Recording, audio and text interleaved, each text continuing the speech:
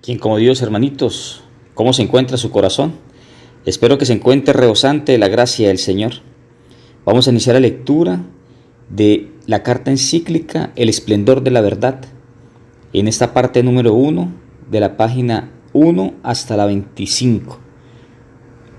Encíclica escrita por Juan Pablo II, el 6 de agosto, fiesta de la Transfiguración del Señor del año 1993, 15º de mi pontificado. Carta encíclica Veritatis Splendor. Venerables hermanos en el episcopado, salud y bendición apostólica. El esplendor de la verdad brilla en todas las obras del Creador y, de modo particular, en el hombre creado a imagen y semejanza de Dios. Génesis 1:26. Pues la verdad ilumina la inteligencia y modela la libertad del hombre, que de esta manera es ayudado a conocer y amar al Señor.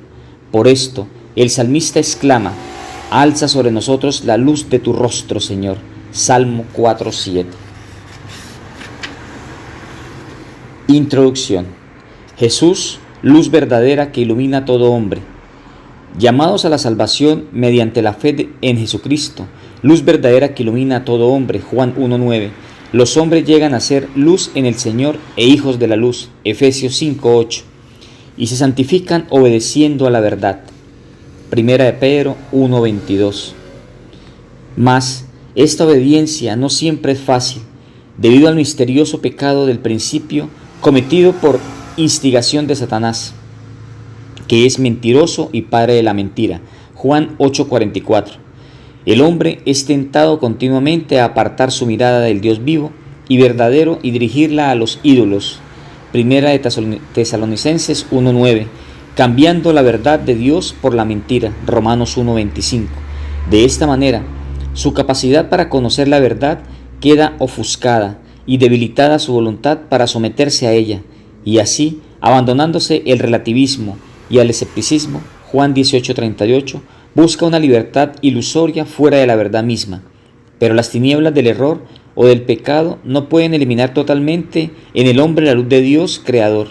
Por esto, siempre permanece en lo más profundo de su corazón la nostalgia de la verdad absoluta y la sed de alcanzar la plenitud de su conocimiento. Lo prueba de modo elocuente la incansable búsqueda del hombre en todo campo o sector. Lo prueba aún más su búsqueda en el sentido de la vida, en el desarrollo de la ciencia y la técnica. Testimonio espléndido de las capacidades de la inteligencia y de la tenacidad de los hombres. No exime a la humanidad de plantearse los interrogantes religiosos fundamentales, sino que más bien la estimula a afrontar las luchas más dolorosas y decisivas, como son las del corazón y de la conciencia moral. Ningún hombre puede eludir las preguntas fundamentales. ¿Qué debo hacer? ¿Cómo puedo discernir el bien del mal? La respuesta es posible solo gracias al esplendor de la verdad que brilla en lo más íntimo del espíritu humano. Como dice el salmista, muchos dicen: ¿quién nos hará ver la dicha? Alza sobre nosotros la luz de tu rostro, Señor. Salmo 4:7. La luz del rostro de Dios resplandece con toda su belleza en el rostro de Jesucristo, imagen de Dios invisible. Colosenses 1:15. Resplandor de su gloria. Hebreos 1:3. Lleno de gracia y verdad. Juan 1:14. Él es el camino, la verdad y la vida. Juan 14:6. Por esto, la respuesta decisiva a cada interrogante del hombre, en particular a sus interrogantes religiosos y moral, le da a Jesucristo. Más aún, como recuerda el Concilio Vaticano II, la respuesta es la persona misma de Jesucristo. Realmente el misterio del hombre solo se esclarece en el misterio del Verbo encarnado, pues Adán, el primer hombre, era figura del que había de venir, es decir, de Cristo el Señor, Cristo el nuevo Adán. En la misma revelación del misterio del Padre y de su amor, manifiesta plenamente el hombre al propio hombre y le descubre la grandeza de su vocación. Jesucristo, luz de los pueblos, ilumina el rostro de su iglesia, la cual es enviada por él para anunciar el evangelio a toda criatura. Marcos 16:15. Así, la iglesia, pueblo de Dios en medio de las naciones, mientras mira atentamente a los nuevos desafíos en la historia y a los esfuerzos que los hombres realizan en la búsqueda del sentido de la vida, ofrece a todos la respuesta que brota de la verdad de Jesucristo y de su evangelio. y en la Iglesia está siempre viva la conciencia de su deber permanente de escrutar a fondo los signos de los tiempos e interpretarlos a la luz del Evangelio, de forma que, de manera adecuada a cada generación, pueda responder los permanentes interrogantes de los hombres sobre el sentido de la vida presente y futura y sobre la relación mutua entre ambas. Los pastores de la Iglesia, en comunión con el sucesor de Pedro, están siempre cercanos a los fieles en este esfuerzo, los acompañan y guían con su magisterio, hallando expresiones siempre nuevas de amor y misericordia, para dirigirse no solo a los creyentes, sino también a todos los hombres de buena voluntad. El Concilio Vaticano II sigue siendo siempre un testimonio privilegiado de esta actitud de la Iglesia que, experta en humanidad, se pone al servicio de cada hombre y de todo el mundo. La Iglesia sabe que la cuestión moral incide profundamente en cada hombre, implica a todos, incluso a quienes no conocen a Cristo, su Evangelio, ni siquiera a Dios. Ella sabe que precisamente por la senda de la vida moral está abierto a todos el camino de la salvación, como lo ha recordado claramente el Concilio Vaticano II. Los que sin culpa suya no conocen el Evangelio de Cristo y su Iglesia, pero buscan a Dios con sincero corazón e intentan en su vida, con la ayuda de la gracia, hacer la voluntad de Dios conocida a través de lo que les dice su conciencia, pueden conseguir la salvación eterna. Y prosigue: Dios, en su providencia, tampoco niega la ayuda necesaria a los que, sin culpa, todavía no han llegado a conocer claramente a Dios, pero se esfuerzan con su gracia en vivir con honradez. La Iglesia aprecia todo lo bueno y verdadero que hay en ellos, como una preparación al Evangelio y como un don de aquel que ilumina a todos los hombres para que puedan tener finalmente vida. Ven, Santo Espíritu de Dios, y ayúdanos en esta lectura para que nuestro corazón acepte lo que nuestra mente le dice. Que sea Dios Todopoderoso quien nos ilumine en esta lectura, en este audiolibro. Ven, Santo Espíritu de Dios. Objeto de la presente encíclica. Siempre, pero sobre todo en los 2 últimos siglos, los sumos pontífices, ya sea personalmente o junto con el Colegio Episcopal, han desarrollado y propuesto una enseñanza moral sobre los múltiples y diferentes ámbitos de la vida humana. En nombre y con la autoridad de Jesucristo, han exhortado, denunciado, explicado, por fidelidad a su misión y comprometiéndose en la causa del hombre, han confirmado, sostenido, consolado, con la garantía de la asistencia del Espíritu de verdad, han contribuido a una mejor comprensión de las exigencias morales en los ámbitos de la sexualidad humana, de la familia, de la vida social, económica y política. Su enseñanza dentro de la tradición de la Iglesia y de la historia de la humanidad representa una continua profundización del conocimiento moral. Sin embargo, hoy se hace necesario reflexionar sobre el conjunto de la enseñanza moral de la Iglesia, con el fin preciso de recordar algunas verdades fundamentales de la doctrina católica, que en el contexto actual corren el riesgo de ser deformadas o negadas. En efecto, ha venido a crearse una nueva situación dentro de la misma comunidad cristiana, en la que se difunden muchas dudas y objeciones de orden humano y psicológico, social y cultural, religioso e incluso específicamente teológico, sobre las enseñanzas morales de la Iglesia.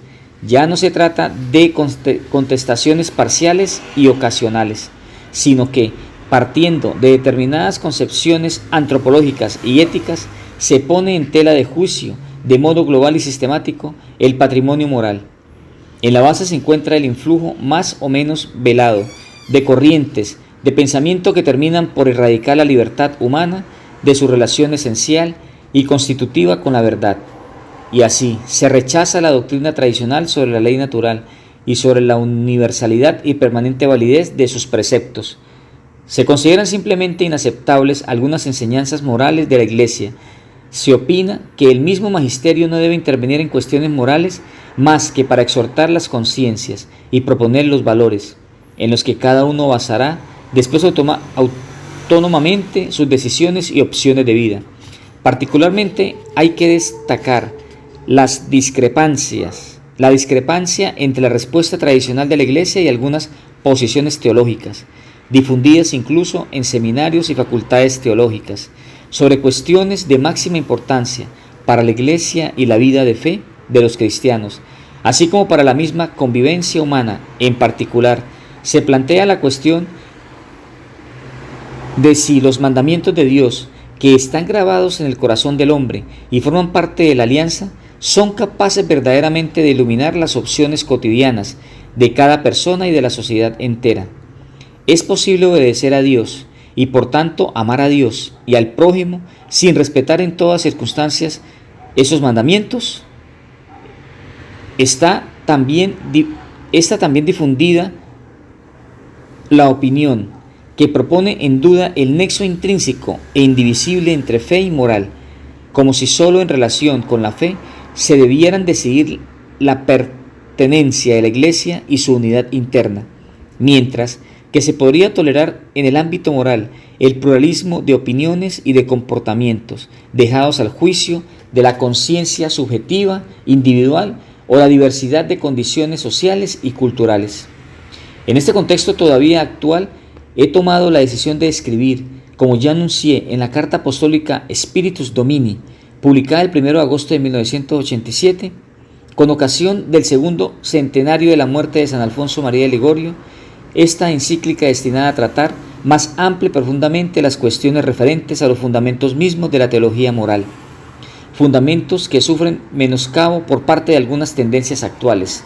Me dirijo a vosotros, venerables hermanos en el episcopado, que compartís conmigo la responsabilidad de custodiar la sana doctrina, 2 de Timoteo 4:3, con la intención de precisar algunos aspectos doctrinales que son decisivos para afrontar la que sin duda constituye una verdadera crisis, por ser tan graves las dificultades derivadas de ella para la vida moral de los fieles y para la comunión en la Iglesia, así como para una existencia social justa y solidaria. Si esta encíclica, esperada desde hace tiempo, se publica precisamente ahora, se debe también a que ha parecido conveniente que la precediera el Catecismo de la Iglesia Católica, el cual contiene una exposición completa y sistemática de la doctrina moral cristiana. El Catecismo presenta la vida moral de los creyentes en sus fundamentos y en sus múltiples contenidos como vida de los hijos de Dios. En él se afirma que los cristianos, reconociendo en la fe su nueva dignidad, son llamados a llevar en adelante una vida digna del Evangelio de Cristo, Filipenses 1:27. Por los sacramentos y la oración reciben la gracia de Cristo y los dones de su Espíritu que les capacitan para ello. Por tanto, al citar el Catecismo como texto de referencia seguro y auténtico para la enseñanza de la doctrina católica, la encíclica se limitará a afrontar algunas cuestiones fundamentales de la enseñanza moral de la Iglesia, bajo la forma de un necesario discernimiento sobre problemas controvertidos entre los estudiosos de la ética y de la teología moral. Este es el objeto específico de la presente encíclica, la cual trata de exponer sobre los problemas discutidos las razones de una enseñanza moral basada en la Sagrada Escritura y en la tradición viva de la Iglesia, poniendo de relieve al mismo tiempo los presupuestos y consecuencias de las contestaciones de que ha sido objeto tal enseñanza. Capítulo 1. Maestro, ¿qué he de hacer de bueno? Mateo 19:16. Cristo la respuesta a la pregunta moral. Se le acercó uno. Mateo 19:16. El diálogo de Jesús con el joven rico, relatado por San Mateo en el capítulo 19 de su Evangelio, puede constituir un elemento útil para volver a escuchar de modo vivo y penetrante su enseñanza moral. Se le acercó uno y le dijo: Maestro, ¿qué he de hacer de bueno para conseguir la vida eterna? Él le dijo: ¿por qué me preguntas acerca de lo bueno?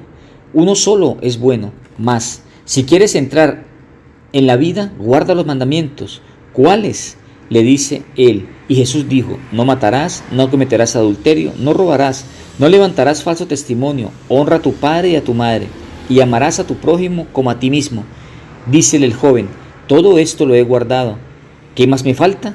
Jesús le dijo: si quieres ser perfecto, anda, vende lo que tienes y dáselo a los pobres, y tendrás un tesoro en los cielos. Luego ven y sígueme. Mateo 19, 16, 21. Se le acercó uno en el joven que el Evangelio de Mateo no nombra. Podemos reconocer a todo hombre que, conscientemente o no, se acerca a Cristo.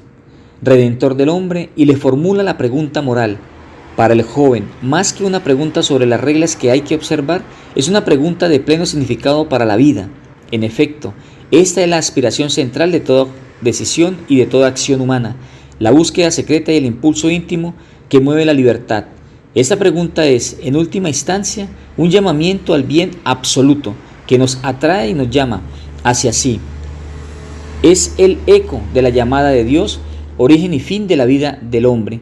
Precisamente con esta perspectiva, el Concilio Vaticano II ha invitado a perfeccionar la teología moral de manera de que su exposición ponga de relieve la altísima vocación que los fieles han recibido en Cristo, única respuesta que satisface plenamente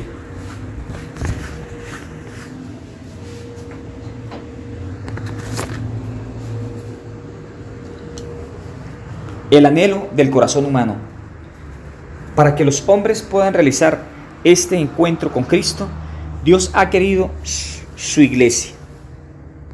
En efecto, ella desea servir solamente para este fin, que todo hombre pueda encontrar a Cristo, de modo que Cristo pueda recorrer con cada uno el camino de la vida. Maestro, ¿qué he de hacer de bueno para conseguir la vida eterna? Desde la profundidad del corazón surge la pregunta que el joven rico dirige a Jesús de Nazaret, una pregunta esencial e ineludible para la vida de todo hombre, pues se refiere al bien moral que hay que practicar y a la vida eterna. El interlocutor de Jesús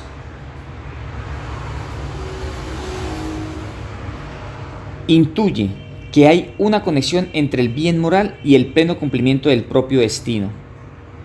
Él es un israelita piadoso que ha crecido, diríamos, a la sombra de la ley del Señor. Si plantea esa pregunta a Jesús, podemos imaginar que no lo hace porque ignora la respuesta contenida en la ley. Es más probable que la fascinación por la persona de Jesús haya hecho que surgieran en él nuevos interrogantes en torno al bien moral. Siente la necesidad de confrontarse con aquel que había iniciado su predicación, con este nuevo y decisivo anuncio: el tiempo se ha cumplido y el reino de Dios está cerca. Convertíos y creed en la buena nueva. Marcos 1:15. Es necesario que el hombre de hoy se dirija nuevamente a Cristo para obtener de Él la respuesta sobre lo que es bueno y lo que es malo. Él es Maestro, el resucitado, que tiene en sí mismo la vida y que está siempre presente en su iglesia y en el mundo. Es Él quien desvela a los fieles del libro de las Escrituras y, revelando plenamente la voluntad del Padre, enseña la verdad sobre obrar moral. Fuente y culmen de la economía de la salvación, alfa y omega de la historia humana.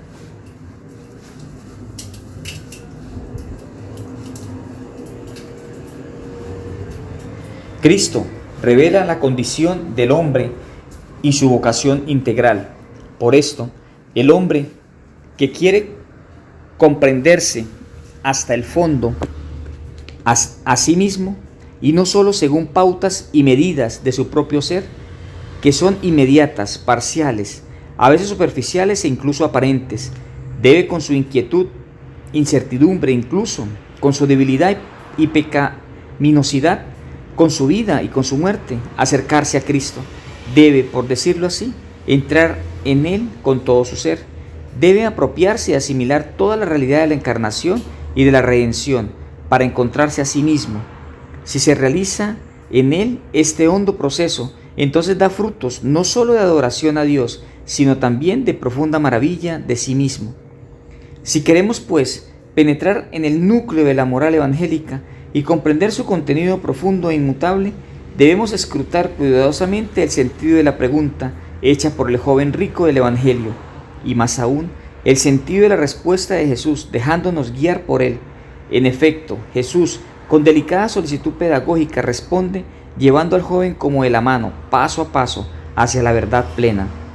Uno solo es el bueno. Jesús dice: ¿por qué me preguntas acerca de lo bueno?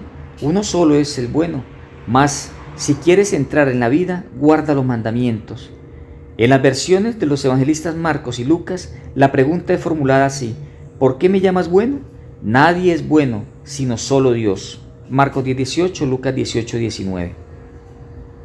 Antes de responder a la pregunta, Jesús quiere que el joven se aclare a sí mismo el motivo por el que lo interpela.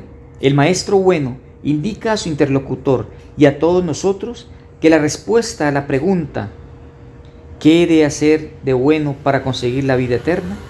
Solo puede encontrarse dirigiendo la mente y el corazón al único que es bueno. Nadie es bueno sino solo Dios. Solo Dios puede responder a la pregunta sobre el bien, porque Él es el bien.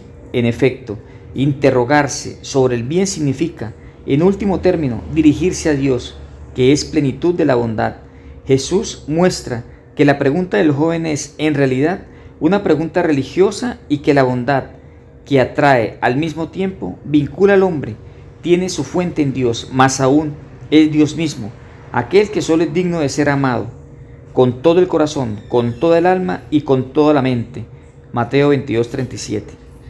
Aquel que es la fuente de la felicidad del hombre. Jesús relaciona la cuestión de la acción moralmente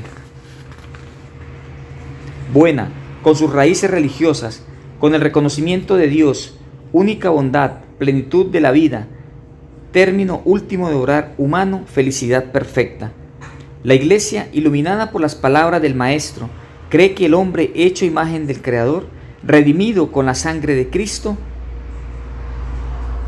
y santificado por la presencia del Espíritu Santo, tiene como fin último en su vida ser alabanza de la gloria de Dios, Efesios 1:12, haciendo así que cada una de sus acciones refleje su esplendor.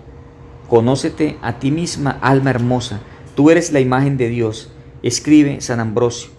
Conócete a ti mismo, hombre, tú eres la gloria de Dios, 1 Corintios 11:7.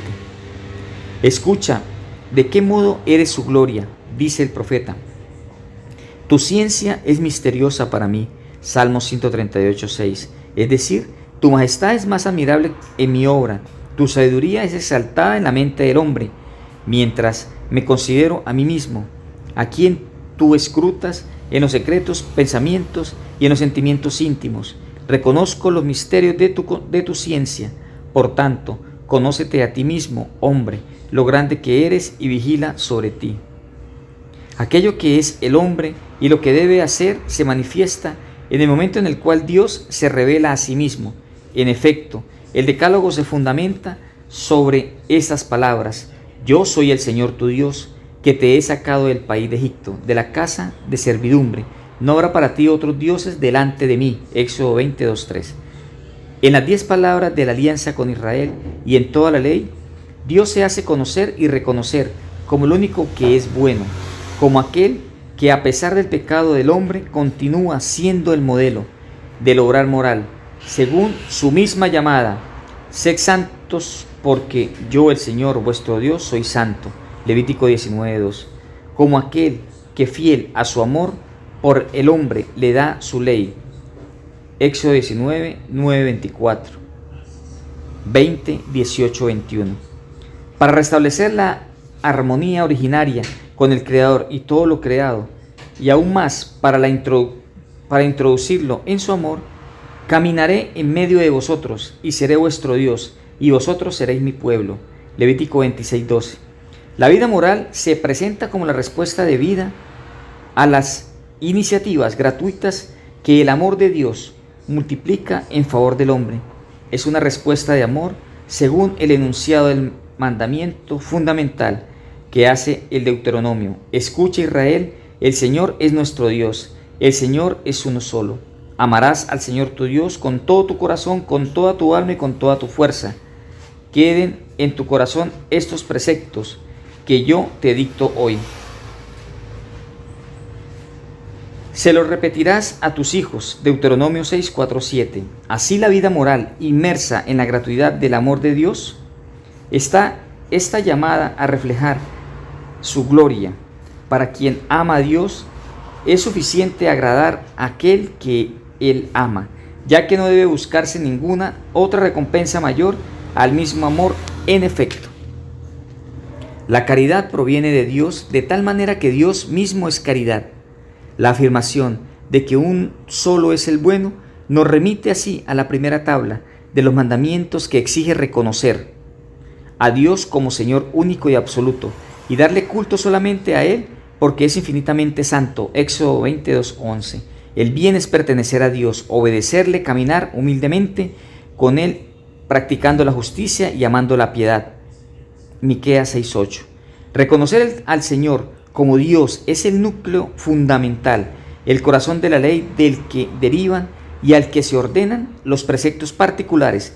Mediante la moral de los mandamientos se manifiesta la pertenencia del pueblo de Israel al Señor, porque solo Dios es aquel que es bueno. Este es el testimonio de la Sagrada Escritura, cuyas páginas están penetradas por la viva percepción de la absoluta santidad de Dios. Santo, santo, santo, Señor de los ejércitos. Isaías 6:3. Pero si Dios es el bien, ningún esfuerzo humano, ni siquiera la observancia más rigurosa de los mandamientos, logra cumplir la ley, es decir, reconocer al Señor como Dios y tributarle a la adoración que a Él solo es debida. Mateo 4:10. El cumplimiento, pues lograrse solo como un don de Dios, es el ofrecimiento de una participación en la bondad divina que se revela y se comunica en Jesús, aquel a quien el joven rico llama con las palabras Maestro bueno. Lo que quizás en este momento el joven logra solamente intuir será plenamente revelado al final por Jesús mismo con la invitación: ven y sígueme. Si quieres entrar en la vida, guarda los mandamientos. Mateo 19:17. Solo Dios puede responder a la pregunta sobre el bien, porque Él es el bien. Pero Dios ya respondió a esta pregunta. Lo hizo creando al hombre y ordenándolo a su fin con sabiduría y amor, mediante la ley inscrita en su corazón. Romanos 2:15. La ley natural, esta, no es más que la luz de la inteligencia infundida en nosotros por Dios. Gracias a ella conocemos lo que se debe hacer y lo que se debe evitar. Dios dio esta luz y esta ley en la creación. Después lo hizo en la historia de Israel, particularmente con las 10 palabras, o sea, con los mandamientos del Sinaí, mediante los cuales Él fundó el pueblo de la alianza, Éxodo 24, y lo llamó a ser su propiedad personal entre todos los pueblos. Gloria al Padre, al Hijo y al Espíritu Santo, como era en el principio, ahora y siempre, por los siglos de los siglos. Amén.